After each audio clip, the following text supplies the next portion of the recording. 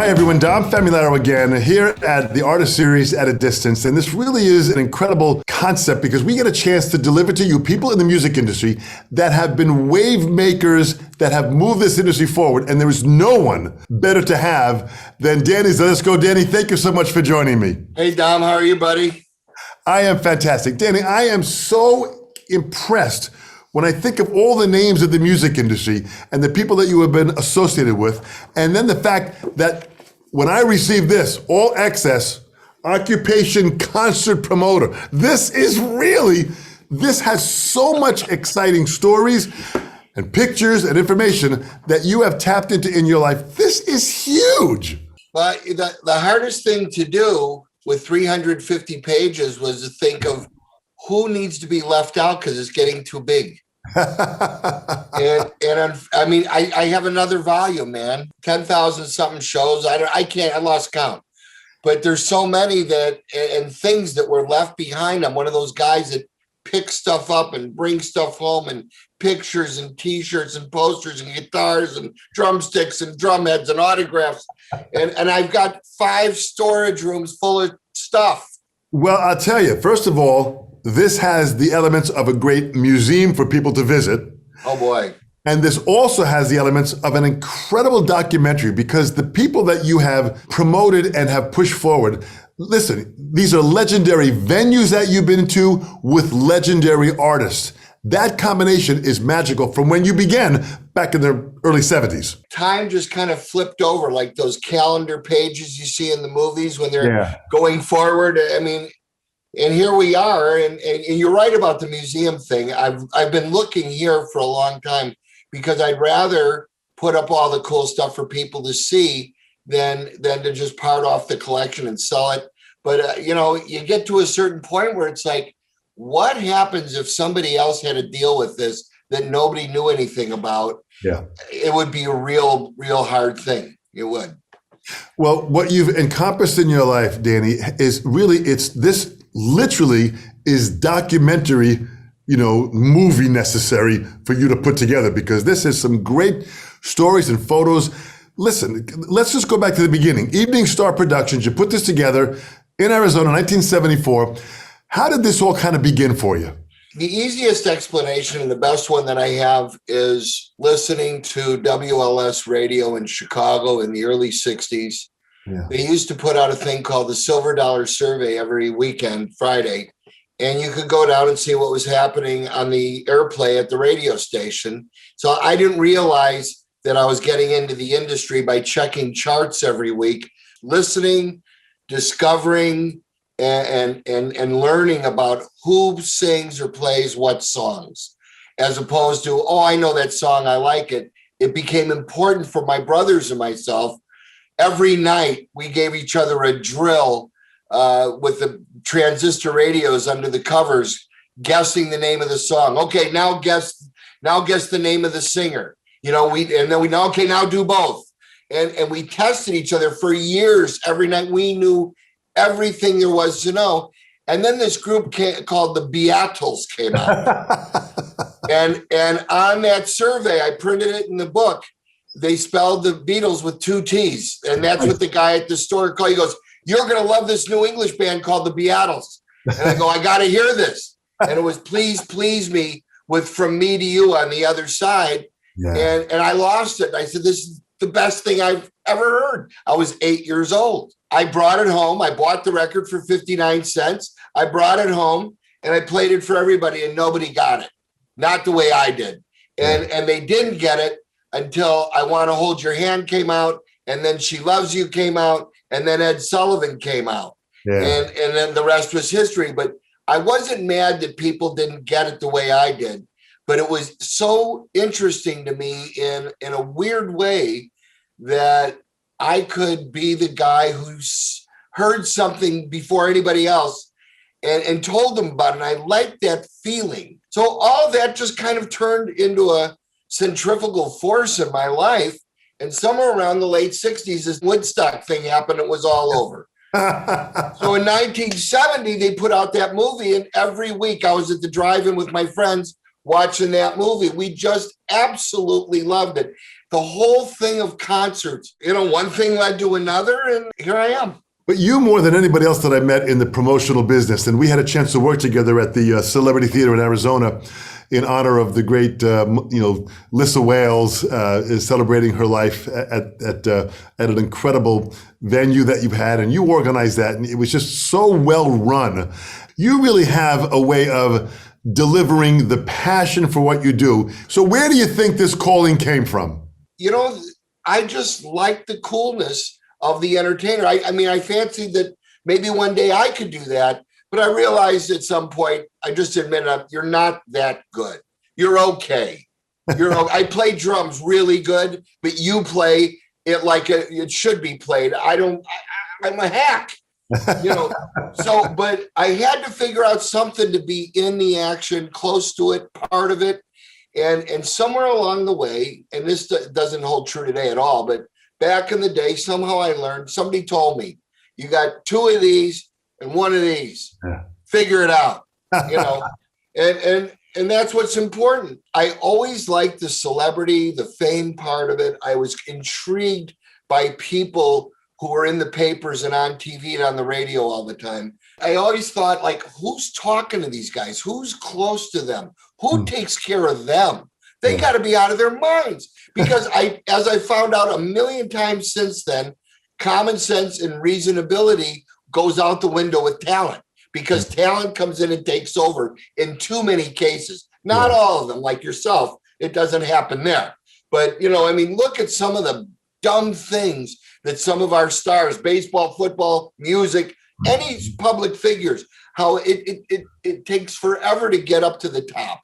Yeah. It takes 50% of the time to get there. The other 50% is how you stay there. Yeah. Maintaining is the hardest thing, because once you get there, all the stuff comes with it. But you're able to do all those things you dreamed about while you're striving to get there. And once you get there, it's like, now what? I'm still here doing what I'm doing, promoting shows still, and hawking this book. It's a history book. The thing that I like about it is it'll never go out of style, because the names and the people in the book will never go out of style. They're always going to be fresh. Absolutely. It's legendary, the people that you have associated with and that you have guided and you have presented. I think the concept here of how you started doing this and then how you built this is an incredible story. 1976, Dooley's nightclub. Was that the beginning of how you started this process? It was already going before that. My dad and a friend of mine and his dad put up 11 grand for me to start doing this. Now, 11 grand doesn't sound like a lot of money, because it's not. Back then, it wasn't a lot of money, but it was more then than it is now, right? Right. And I managed to get through my first few shows before I lost the 11 grand. And I learned a lot of valuable lessons there. For instance, if somebody's going to stake you in a business, even your dad, in order to do the business correctly, you've got to be able to live and eat too. Yeah. So I made no provisions for that, because my dad didn't have a lot of money. It's just the way it was. It was like when I was going to go to college, he said, you're going to have to get a job, because I can't afford, your habits, and you got to eat and you got to stay somewhere. I'll pay for school. You figure out the rest. That's why I didn't go to college, because I couldn't possibly fathom going to college and working the whole time with the elements that are out there of where I'd be working. Where am I going to work? I'm 18 years old. I don't know anything. I'm going to make pizzas. I'm going to deliver pizzas. What am I going to do? Yeah, so yeah. I chose to go to California and then to Arizona. And there is this scene out here. There's this fantastic radio station in Phoenix called KDKB. And it had an audience so large. They had a 16, 17 share in this market, which is like unheard of. The best one nowadays is about 6%. Wow. Anyway, they played all this great music, stuff that I liked. In the 70s was such a rich time for creativity and new music. That's why everybody's still listening to all those bands today, and why they still sell every show out that they go and perform. The guys that are left anyway, and still there are a lot of guys left, and I hope people know that and go see them before they can't see them anymore. It's pretty amazing when you think about just the people that you started to associate with, because now at that time, and I know Dooley's nightclub only had had a 750 capacity, acts like The Police, Cheap Trick, Pat Benatar, Talking Heads, Kiss, Bon Jovi, No Doubt, Nirvana. I mean, you started really making things happen out there. Yeah, but what happens is when you get known as somebody, as a presenter in your area, agents and managers are always looking for the right person to present their band in any given market. Yeah. And it seems like a very, very difficult business to get into, but I did what I was told to do as a young guy, which was don't go looking to do shows at the beginning with the bigger stars, the established stars. Chances are they're already working with another person in your area, but get involved with the bands on the way up. And that was Frank Barcelona from Premier telling me about that. And the first band they sold me was Pat Benatar for $750, right? $5 ticket. And she had just put out the Chrysalis album with Heartbreaker on it. She sold out that show immediately. 8 months later, she was booked to play at Compton Terrace, which was the equivalent of an amphitheater like they have all over the country now. But this was at Legend City, which is an amusement park. Nice place, a little bit bohemian, but very nice. And Pat Benatar gets booked there with another promoter from Denver who's doing the show. And I called up Frank Barcelona and I said, you told me once I did a show at the beginning of somebody's career and it's the first play in the market, that's how I get in with these guys, right? And he goes, yeah, what's your problem? I said, you guys just booked Pat Benatar here without calling me in a big place. And he goes, we'll fix that right now.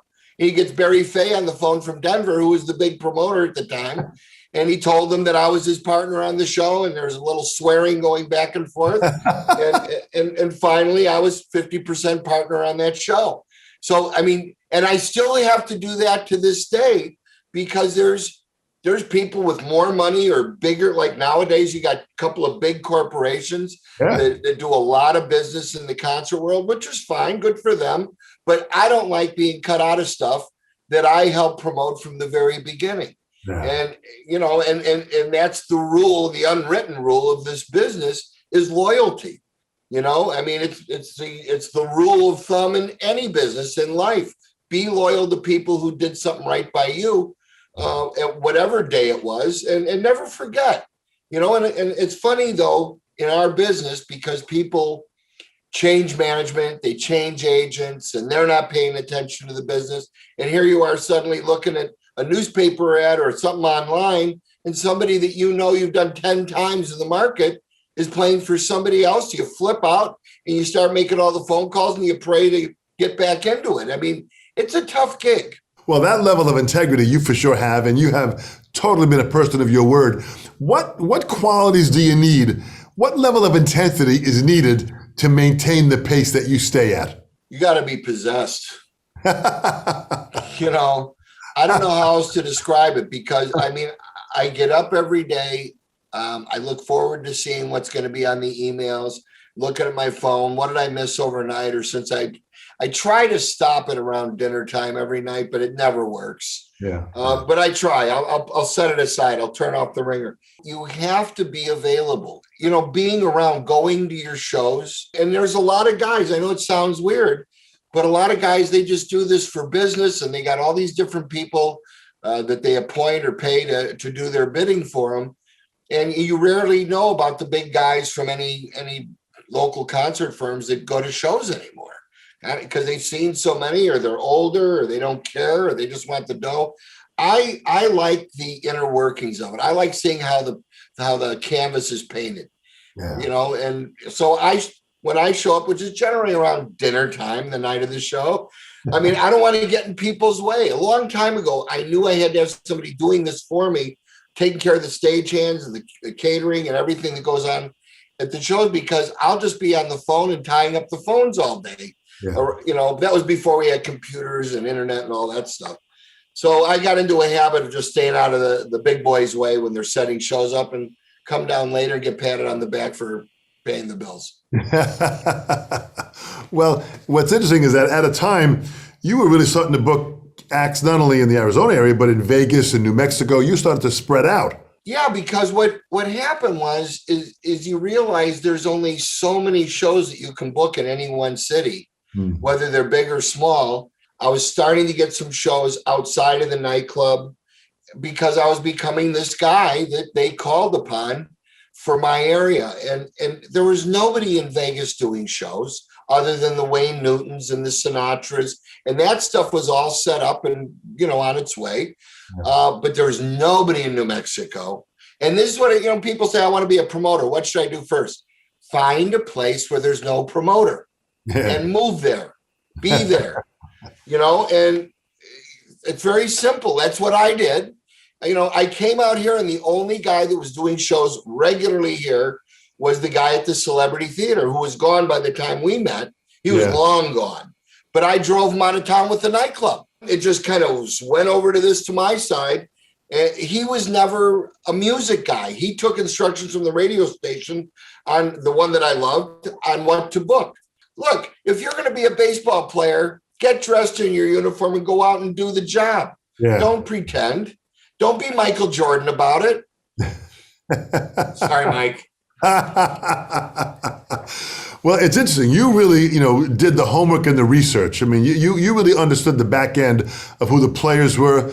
You really kind of went much further than any other promoter that I would have ever seen in my life. You really dug in deep.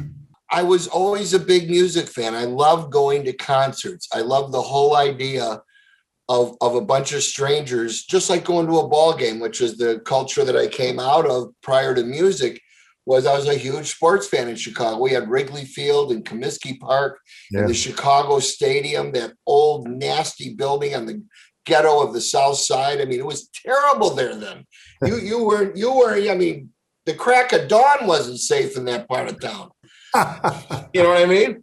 And it just kind of segued into music. But remember, back in the 60s, there weren't a lot of concerts coming out for young people. I mean, the Beatles kind of changed all that too. They did those stadiums that they did, arenas around the country on a couple of the tours that they did. And this kind of opened up that door for live music and how it continued to get bigger and better and more streamlined to the point where it really was a business. It wasn't just a one-off opportunity where a group comes out and tours once in a while.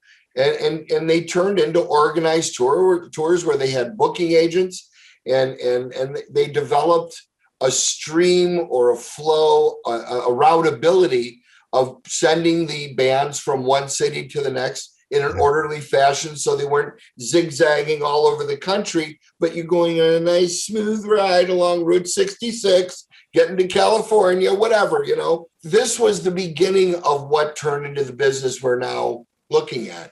But in the 70s and not until the 80s did this really start getting to the point where people were really organized or more organized and better organized, with the halls and the local media and the guys on the road and the promoter. And you're basically the glue that puts that all together.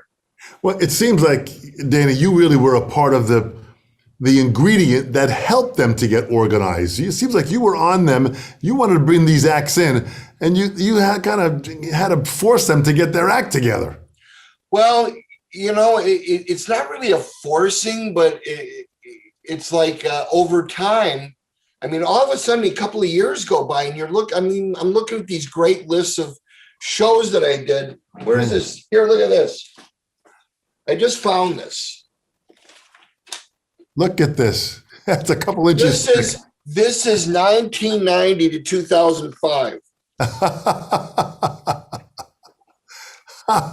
Unbelievable. I mean, it's ridiculous. And I look at this and I go, I remember that and what happened at this and that. And yet, there's so many shows in there, club shows and things. I didn't get to be at every one of them, of course. And it's incredible when you look back and there's these great names and the places that we would have them at, especially at the beginning of their careers. What was great about what happened at the beginning of everybody's career was in most cases, they were represented by people who I'd already done other business with. So the roles kind of reverse, where I turned into somebody who was credible and they would sell me shows of all sizes, but they always wanted me to take the new stuff and help develop that because they know I like doing that. Interesting. And, you take it on the chin once in a while, but the bottom line is these same agents have big stars they can sell you. And if you're taking on all their new stuff and you're helping them with that work, which is the hard stuff, you're going to be in line for the big stuff as it comes through as well. And that's part of the key of becoming a good local promoter. So this really it's a formula to a certain degree. I mean, you've got to have, integrity. You've got to be able to follow up. You've got to have sharp business skills. Where do you think you develop those business skills?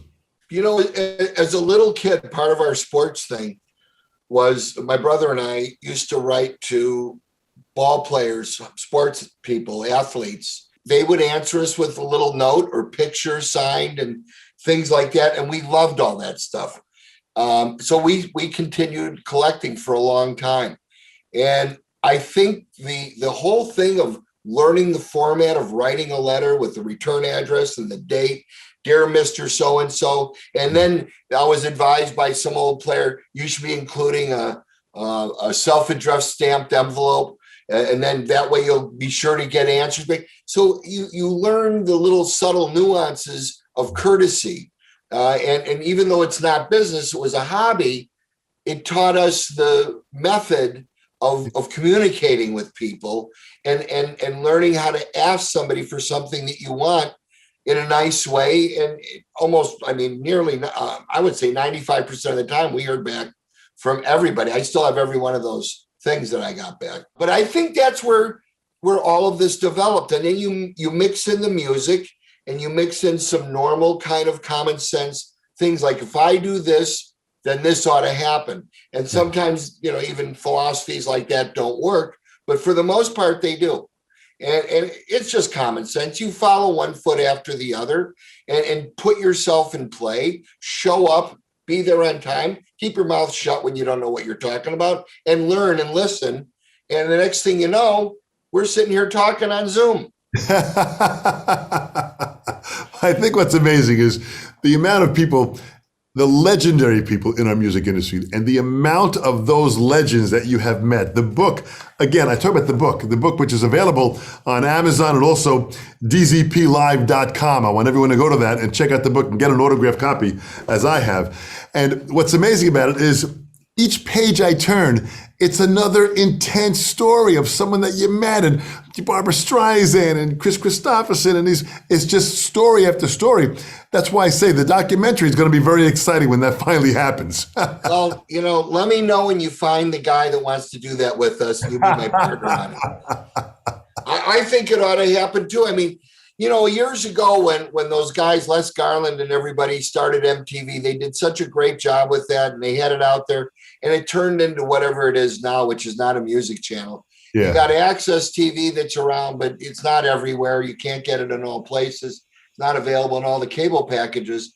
But there needs to be more music, entertainment, TV out there for people to watch and learn about all these people. I mean, there's hardly anything on TV about musicians and the people in the business and all that. It's kind of sad when you think about it, because the entertainment business is 20% of our economy. And that shows, it's interest.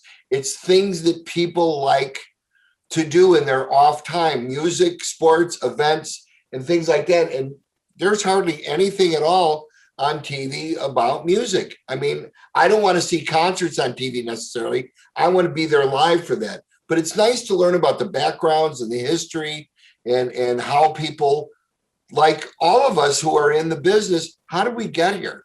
I mean, people want to know. And to me, it's like you got to love something. You got to have it in your heart and your head that you're going to be a part of this no matter what, and learn whatever it is you're doing wrong when you didn't get ahead one day and fix it. It's not that hard. Yeah. It's not.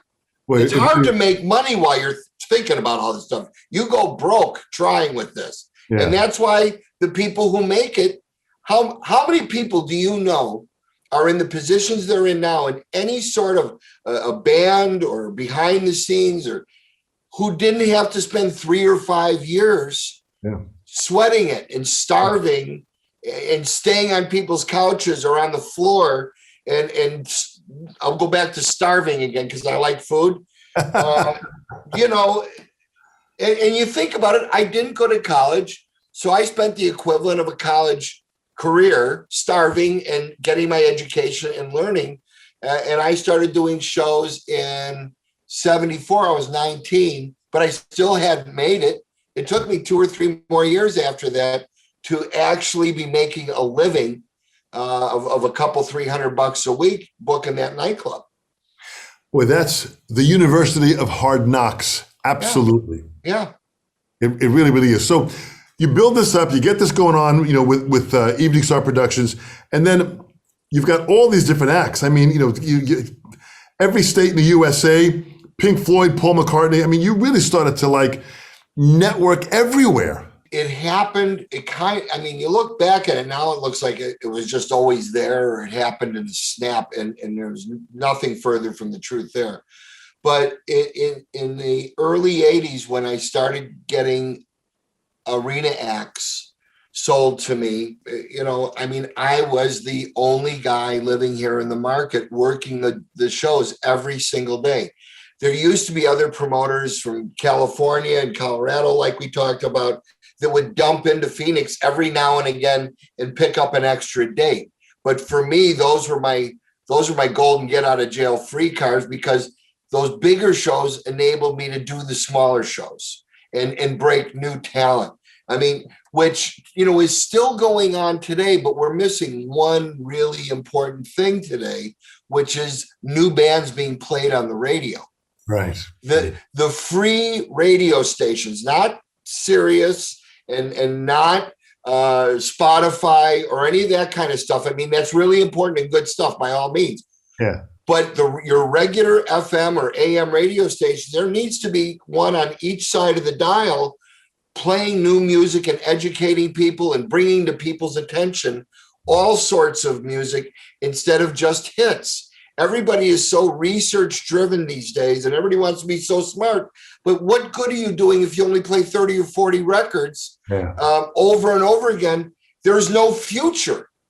Yeah. And here we are now, running to the end of all those great bands from forget the 50s, 60s, and 70s, right? And now we're getting into the 80s. I mean, you're hearing on oldies radio, you're hearing 80s and 90s now. And then you go, wait a minute, that's not old. 1990, that's 30 years ago. Think about when you started hearing about oldies radio stations. Yeah. It was in the 70s, and they were playing 50s and 60s. Yeah. We're in 2021. Now, what are they going to play when they get to 2000 and 2005 and 2010? What are you going to play, Demi Lovato? Sorry, Selena Gomez. They're going to have oldies for nerds. I mean, that's not about music anymore. I mean, they're pop stars. Great for them. I'm glad they're successful. I really am. They're great. I could never do what they do. But it's not rock and roll. Yeah. It's not jazz. There is a whole genre out there of 2021 rock music, creative music, progressive music, musicians' music, that's progressive music that's out there, and it's not seeing the light of day, so a lot of people aren't hearing it. And we need to build those acts for the future so we have stars in the next decade and the next decade after that. Boy, that really is great hope for a lot of the young bands that want to go out there and play, that they can see that there is opportunity and there is a way for them to seek their passion, playing music and writing music, and having the uniqueness and the individuality that we heard in these bands years ago. Think of how long it takes once you get a record out, and if you're lucky enough to get it on the radio. I mean, it's just part of the process, but it still takes a long time, even with that, to get your point across and get known by people. That's like the hardest thing in the world, is to get into people's heads enough where they're going, I really like that, and I'm going to tell somebody else about it. I don't care how many internet things you got going on and how many Facebooks and Twitters and TikToks and everything else, but the bottom line is it still boils down to word of mouth. It still boils down to endorsements from professionals or your friends or anybody in between that can turn you on to something. Nowadays, the only thing you really hear in that is, what's your favorite TV show to binge watch? Yeah. You know, I mean, for me, it used to be Miles Davis just put out Get Up With It. And I said, oh, yeah? And somebody gave me a copy of it. I didn't come out of my room for 2 days. You know, I mean, there's so much, and there's so much great old music out there as well that's just as fresh today as it was when it came out. Yeah. And people just they don't know about it. It's not that they don't like it, they don't know. And people need the music, I think, for their daily lives. I mean, you got to have something around you that takes you to that happy place. Listen, this is great advice of what you're saying, and this I love your passion and your enthusiasm. If I were to throw out a couple of names of concerts and people that you've worked with, just give me a quick hit. Alice Cooper. When he gets his head cut off and you're in front of the barricade, jump over the barricade. Incredible. Aerosmith, if you remember, they had that little downtime where they kind of went away for a while. Yeah. And then when they came back, nobody wanted to touch them except for me. And I touched them in a couple of different cities, and we did great business, and they were so happy and thankful to be out and together again and playing in front of audiences. They did one of the greatest comebacks in the history of rock. How about Tony Bennett? Love Tony Bennett. I'm waiting for him to reschedule a show for me. He says he's coming to sing one more time for me, and I want it. One of the coolest guys I've ever met. A nice guy. I mean, he's growing old with dignity and class, and he still has those chops. Tina Turner. Okay. First time I met her, she was chanting, and I walked in the room and I just knelt down next to her and I started, Nam Myoho Renge Kyo, Nam Myoho Renge Kyo, Nam Myoho Renge Kyo, Nam Myoho Renge Kyo. I've been doing that for years. Billy D. Williams and Herbie Hancock kidnapped me and took me out to this Nichiren Shoshu retreat and shakabuku'd me. I swear to God, that's what they call it. So getting shakabuku'd is kind of like being endorsed or turned over or brought into the fold. It was amazing. And when I got to tell Tina that Herbie and Billy D, she goes, we do that together all the time. We come over to each other's houses and do it together because that's what they do. And she was chanting for her life back. Yeah. And she got it. Yeah, boy, did she get it. She had a nice run after Ike. I was really happy for her. James Brown. What are you talking about there, Dom? First time I met him, I was walking in front of him was his road manager, Reverend Al Sharpton. And, you know, you think Al's a piece of work now? I mean, I love him. I always did. He was a complete piece of work as James Brown's road manager. Trust me.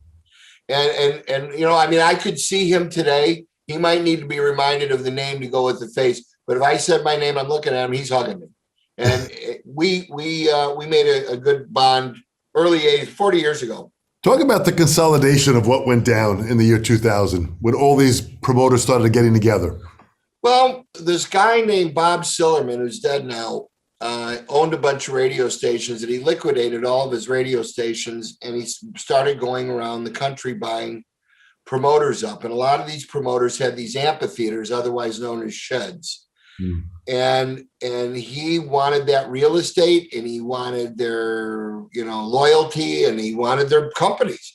So one by one, he put all of these promoters together, and little did we know that he was planning to bundle us all together and sell us to Clear Channel, which is now iHeart. I mean, I suppose on paper or over a bunch of drinks in a bar very late, I guess it seems like a great idea, but you have to have the radio side of things at Clear Channel ready to embrace the promoters. I mean, as a promoter, I'm thinking, well, this could be pretty cool. They got all these radio stations. They'll play all the music from the shows we're bringing since we're all on the same team.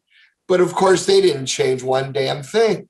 Had they done it, the whole music business would be different right now. There would be a need for radio stations, and there'd be a need for record companies. I mean, think of how many hundreds of stations those guys got.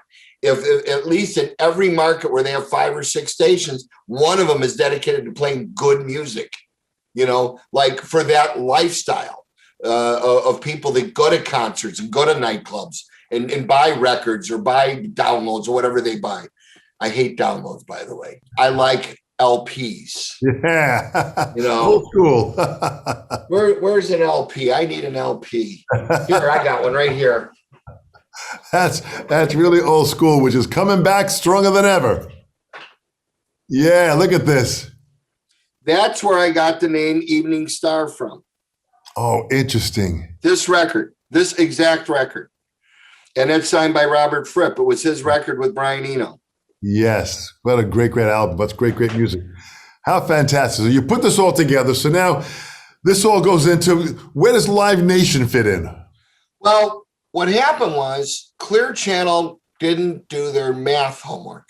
And when you spend over $4 billion for a bunch of concert promoters and their venues and they're going to work for you, you got this little problem with interest that you got to pay the bank or whoever gave you that money. So they paid the Sillerman guy over $4 billion for what was SFX, and then it was Clear Channel Entertainment. The Clear Channel guys had to personally finance this company to leave Clear Channel and go off on its own as its own independent situation. Yeah. And they hired Michael Rapino to do that. And I would say in 15 years, it's a controversial company. There's a lot of things that people say one way or the other about it. I say he's done a fantastic job.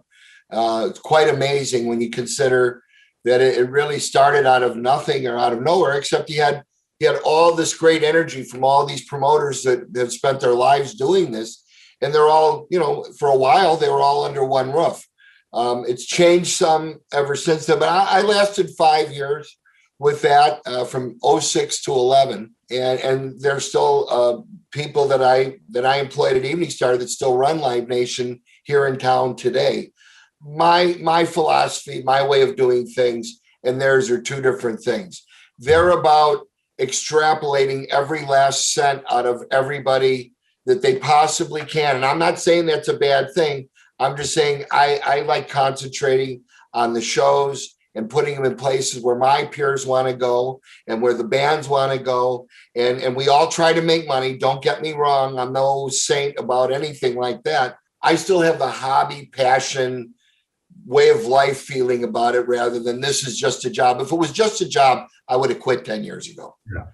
It is so amazing that you're... That sounds ridiculous. It really is. It's amazing because your longevity in the business. But talk about pushing yourself and the perseverance and just the sheer hard work. But again, maintaining this and keeping this going, this really is a testimony. And I got to tell you something, Danny, you should be studied.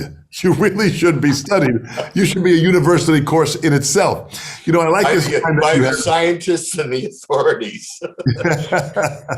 I like this line that you had your focus has always been putting the right acts in the right places at the right time with the right ticket prices. You found that balance of how to make it all work so it made it fantastic for the viewer and the audience to come in and have a great evening. Yeah, I mean, that's the ideal way to do it, but sometimes what happens is, like, when I want the Friday, Saturday, I'll end up with the Monday or Tuesday. I'll want a certain theater and I won't be able to get it because it's booked and I got to settle for somewhere else. I want to charge $25 to $65 for the tickets. And the band wants so much money, you're going to be now at $40 to $125. Yeah. We're not in control of a lot of that. First off, the halls have to be open on the date that the band needs, because somebody else say I'm in Phoenix, so somebody's in LA, they're going to go to Vegas, they're going to go to Albuquerque, they're going to go to Tucson. We got to figure out what's the best way geographically to connect the dots. Yeah. And then, sometimes, and then they always want LA on a weekend or Vegas on a weekend. And you end up with a lot of crummy days. I try to make sure that the tickets are priced appropriately, even for the night of the week. It's like, do you want to spend $125 on a Monday? Well, the bottom line is, if you don't, you're not going to see that show from a really good seat down in front. Yeah. There is such an appetite for concerts, especially now after people haven't been able to get together for a long time. So I think what's going to happen is the groups that are, I would say, Your B-level groups up to A are going to have no problem selling tickets. When you start dipping into C and D, they're going to suffer only because there's so many bands that have moved their dates from week to week, month to month over the last 14, 15 months. It's going to be interesting to see how this all plays out. Well, it's an incredible journey because if you think about it, Danny, you have given people incredible memories of music for them to listen to and enjoy when they go back and think of these concerts that they were at. You really have been that impetus, that spark, that passionate voice that has delivered these bands to these people. Let me tell you something. In closing, what would you say to this young generation in preparation? If someone said they wanted to get into become a concert promoter, what would you say to them in a nutshell? Well, for the most part, I think younger people are prone to not wanting to miss anything, so they'll stay up late. This is a good practice when you're in this business. Learn how to stay up late. Without aid, I might suggest. Be the right, after years of research, I would say take it light, but you can do anything you want. But you got to be ready to get slapped in the face, the door shut in your face, and people not to give you any respect. And you're going all the time like I did. Well, how can I get any experience in this business if you won't give me a chance? Yeah. And it's like you got to learn how to schlep some boxes. Yeah. You got to know where to fit in. I mean, I lined trash barrels several times at stadium shows as my job before I got to do something cooler. But people want to see that you got the moxie, the chutzpah, the energy, the ability to learn, and not be a wise guy. People are really wise guys today, a lot of them. And you got to know when you can be a wise guy and when you got to shut up and be nice, and be humble. But in this business, if you wanted to be in a band or you're in a band, you play a guitar, you play drums, just be prepared to stick it out, and when you're not getting anywhere, don't get mad with people. Just say, you know what, I got to step aside here because you're not going where I'm going. I want to get somewhere with this, regardless if it's success or money or just creating great music. You're not meant to do it with other people. I mean, men and women have a hard enough time getting together. Imagine 5 scrawny guys, they have no money between them. I mean, arguments can happen. Girlfriends come into the picture. So you gotta have patience, and you gotta retain some common sense. But most of all, you gotta have an interest and be able to look at something from a distance and go, how could I get into this? What do I have to do to touch this? Because once you can't have it all in one day. But as long as you're willing to wait it out and make your impressions as the opportunities come up, you'll make it. Boy, not only have you opened doors for many people with just your effort and all that you have done, Danny, but now you've opened up a few minds that I think will be pretty powerful. And that's why I say this book, All Access Occupation Concert Promoter, available on Amazon.com, but also available on DCPLive.com, where you'll sign the book and get it out to anybody and what they do. So I tell people to go to DCPLive.com and check it out. This book is absolutely amazing. It's great stories, great history, and really, really a great passion that you have shared with us. Thanks, Tom. It's really nice to be here, and you do a great interview. I really enjoyed this. I really enjoyed it. Thank you. So, Danny, you are one in a million, man. Thank you so much. Stay well, stay safe, and hopefully I'll see you on the road at some point. That'll be fantastic. Love you, buddy. Dom Famularo here, the Sessions panel. This is so exciting. Thanks for watching. Thanks for subscribing. Click the subscribe button to be a part of what we're doing. The views help us tremendously. All of your comments, we read them and react to them. This is incredible. The support you're giving us is great. The Sessions panel. We'll see you real soon.